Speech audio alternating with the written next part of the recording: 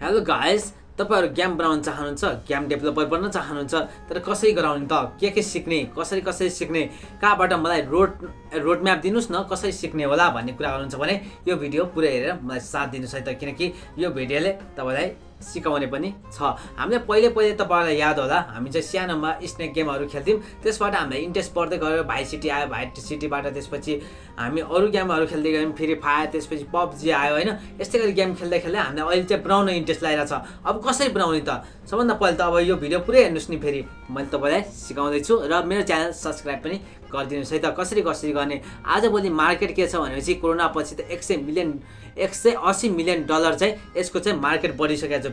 भनौँ न, मार्केट चाहिँ भयङ्कर बढाएको छ, किनकि मान्छेहरूलाई गेममा चाहिँ भयङ्कर इन्ट्रेस्ट छ। यसको त तपाईसँग एउटा गेम बनाउनु भयो भने पनि तपाईँले लाखौँ पैसाहरू यहीबाट कमाउन सक्नुहुन्छ। तपाईँले नपताए अहिले कलबिरेक हेर्नुहोस् न, नेपालीले नै बनाएको त्यो कलबिरेक हेर्नुहोस्, कति मिलियन नयाँ सब्सक्राइब भइसकेको छ, डाउनलोड भइसकेको छ, त्यहाँ सब्सक्राइब पनि भइसकेको छ, मान्छेले युज पनि गर्छन्, कतिले युज गर्छन् अझै पनि। अरे बाबा मम्मीको मोबाइलमा पनि हेर्न सक्नुहुन्छ, त्यहाँ चाहिँ गेमहरू युज गर्छन्। अब हामीसँग इन्ट्रेस्ट छ, त्यसलाई कसरी गराउने भन्ने कुरा गर्नुहुन्छ भने म तपाईँलाई पुरै सिकाउँदैछु। तपाईँ यो पुरै भिडियो हेर्नुहोस् है त। खास के गर्ने त, तपाईँलाई के चाहिँ तपाईँलाई स्किल चाहिन्छ। फर्स्ट तपाईँलाई स्किल चाहिने भनेको प्रोग्रामिङ स्किल चाहियो। तपाईँसँग कन्सेप्ट हुनु पर्यो, आर्टहरूको कन्सेप्ट हुनु पर्यो, त्यसपछि साउन्ड डिजाइनहरूको कन्सेप्ट हुनु पर्यो। त्यसपछि त अब तपाईँले स्टुडियोहरू खोल्ने, यताउता खोल्ने भन्ने कुरा हुन्छ। अनि इन्डी भन्ने हुन्छ, एक्लै गर्नु भन्ने कन्सेप्ट पनि हुन्छ।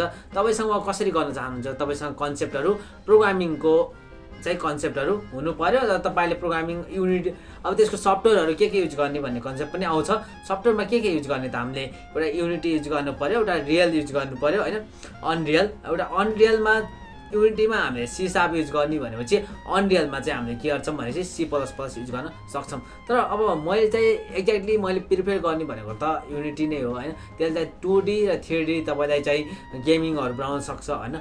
त्यसले चाहिँ त्यस्तो टाइपको। अनि गेम मेकर भन्ने पनि छ एउटा सफ्टवेयर, गेम मेकरले चाहिँ 2D मात्रै गराउँछ भनेपछि युनिटीले चाहिँ 3D र 2D दुइटै गराउँछ। अनि अनरियलले चाहिँ एकचोटि अब एनिमेसन खतरा, तपाईँले पबजीहरू देख्नुभएको छ, एनिमेसनवाला खतरा छ नि त, त्यो भनेको तपाईँले अनरियल चाहिँ सफ्टवेयरले गराउँछ। तर हामीले चाहिँ अहिले तपाईँलाई प्रिफर गर्ने भनेकै मैले युनिटी हो, किनकि युनिटीबाट गराउँदा चाहिँ तपाईँले 2D र 3D गेम पनि बनाउन सक्नुहुन्छ, तपाईँलाई सजिलो पनि भयङ्कर हुन्छ। हामीले एउटा सफ्टवेयरहरू त अब युनिटी भइगयो होइन, सिएसको हाफ लाइफ भन्ने छ होइन, गेम मेकर भन्ने छ, टर्क भन्ने छ, यिनीहरू चाहिँ तपाईँले यिनी सफ्टवेयरहरू युज गर्न सक्नुहुन्छ। मेनली त तपाईँलाई मैले प्रिफर गर्ने भनेको युनिटी नै हो, किनकि मैले पनि युनिटी नै युज गर्छु। आफूले जे युज गर्छु त्यही सिकाउँछु नि त, तपाईँलाई क्लियर पारिदिन्छु नि त, यो युज गर्नुहोस् भन्ने कुराहरू गर्नुहुन्छ भने। अब प्रोग्रामिङमा अब तपाईँलाई यो सी शार्प भने C+ युज गर्नुहोस् भने मैले, अब तपाईँलाई के प्रोग्रामिङको सबै नलेज आउनै पर्छ भन्ने कन्सेप्ट गर्नुहुन्छ भने पर्दैन। तपाईँहरूले युट्युब च्यानलमा अलिअलि हेरेर होइन, अब त च्याट जिपिटी पनि छ, च्याट जिपिटीबाट सपोर्ट लिएर होइन त्यसरी सिक्न सक्नुहुन्छ, त्यसरी गराउन सक्नुहुन्छ कुनै पनि होइन। एउटा प्रोग्रामिङ तपाईँले सी शार्प चाहिँ सिक्नु होला। यदि युनिटी गर्नु छ भने है, युनिटीबाट तपाईँले गेम बनाउनु छ भने सी शार्प सिक्नु होला।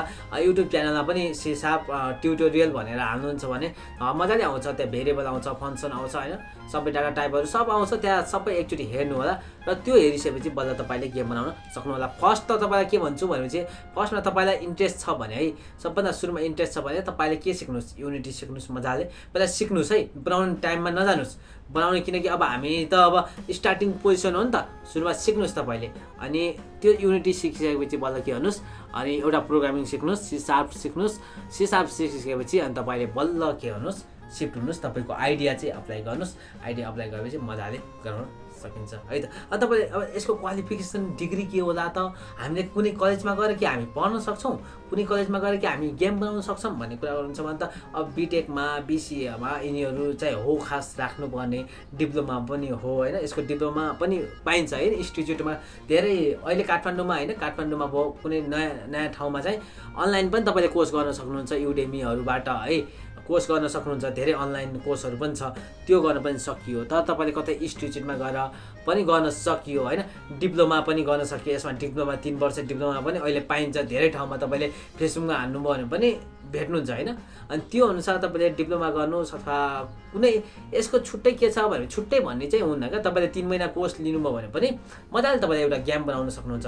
सुरु अब त्यसपछि त मलाई त आइगयो प्रोग्रामिङ, त्यसपछि त के गेम बनाउने त मैले, कि मलाई आउँछ सबै भन्ने कुरा गर्नुहुन्छ भने त्यो त गलत हो। हेर्नुहोस् तपाईँले के गर्नुहोस् सुरुमा तपाईँले चाहिँ स्नेक गेमहरू बनाउन कोसिस गर्नुहोस् होइन, सिम्पल 2D वाला गराउनु कोसिस गर्नुहोस्। त्यसपछि 2Dबाट तपाईँले 2-3वटा गेम बनाउनु भयो भने त्यसपछि चाहिँ बल्ल 3Dमा जानुहोस्, किनकि त्यसपछि त अलिकति स्ट्यान्डर्डमा आफै पनि सक्नुहुन्छ। तपाईँले युट्युब हेरेर हुन्छ कि त्यसपछि एउटा फेरि युट्युब हेरेर ट्युटोरियलहरू हेरेर अनि पुरै एउटा गेम बनाउनुहोस्।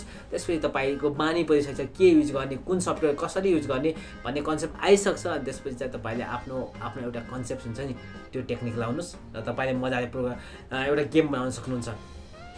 अब त्यसो भए त कति कमाउन सकिन्छ त भन्ने कन्सेप्ट आउँछ है त। कति कमाउन सकिन्छ त? कति कमाउन सकिन्छ आफै सोच्नु न। गेम खेलेर नै मान्छेले कति कमाइरहेको छ हेर्नुहोस् त। गेम खेलेर एउटा मात्र यस्तो हो क्या कमाउने भन्ने कन्सेप्ट चाहिँ। अब तपाईँ कुनै अब आफै सोच्नु अब युनिटीकै कुरा गरौँ न होइन, युनिटीकै कुरा गरौँ, त्यसले पनि मान्छेहरू हायर गरिरहेको हुन्छ होइन, तिनी सफ्टवेयरहरूले पनि हायर गरिरहेको हुन्छ गेम डेभलपमेन्टहरूको।